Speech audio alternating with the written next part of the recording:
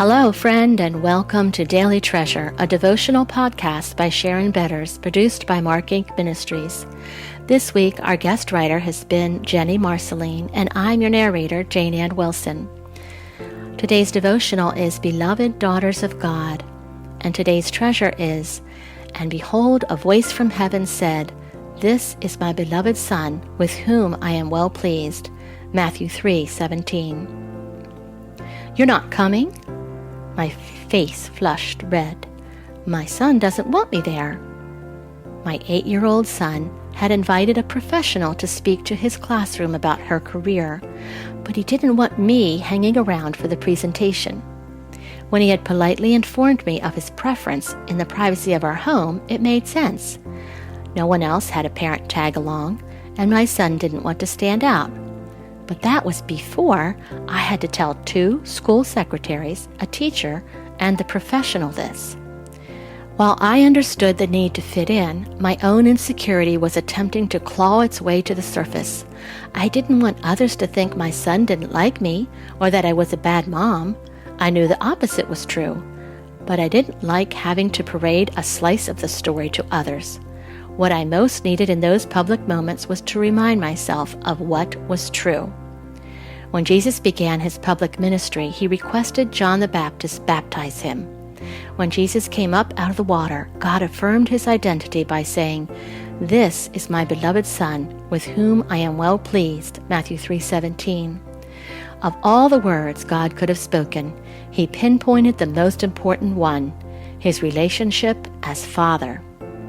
Throughout Jesus' life and ministry, some would call him crazy, oppose his teachings, only want food and miracles, or seek to kill him. But as Jesus embarks on the beginning of his public ministry, God communicated his deep love for Jesus as his Son. God's delight in Jesus was not contingent upon what he did or religious leaders' views about him, but who he already was, God's Son. As I drove back home, I reminded myself that my worth wasn't based on what others thought of me. My value is eternally secure because of my relationship with God, John 1:12. Jesus made a way for me to be adopted into his family. My Father delights in me as his daughter, whether or not my son wants me present in his classroom, or if others disagree with my parenting choices. And the same is true for all who are saved by grace. Knowing we are God's beloved daughters will sustain us through the ups and downs life brings. Lord, thank you for always sustaining us no matter what comes our way. Help us to rejoice in our steady identity as your beloved daughters. Amen. Hey friends, I'm Sharon Betters, and like you, I am looking forward to a weekend of getting things done, maybe visiting with some friends, perhaps doing a special project, as long as my energy holds up. But it is the end of the week, and always at the end of the week, we encourage you to check out the Help and Hope podcast. And I'm especially excited about this conversation that Chuck had with Anna Stevenson. Anna is the founder of Path to Freedom, and Path to Freedom is a ministry to girls who have been trafficked.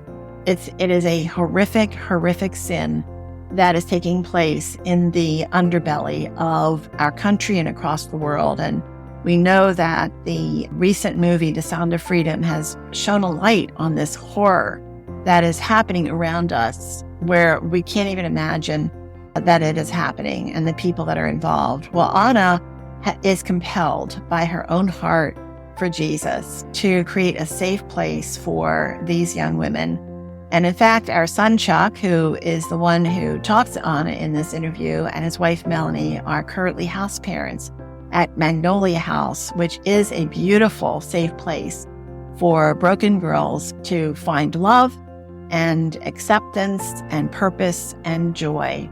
So make sure you go to helpandhopenow.org, check the Help and Hope link, and there you're going to find this amazing story of redemption in the conversation that Chuck has with Anna Stevenson. I'm Sharon Betters, and I look forward to being with you tomorrow.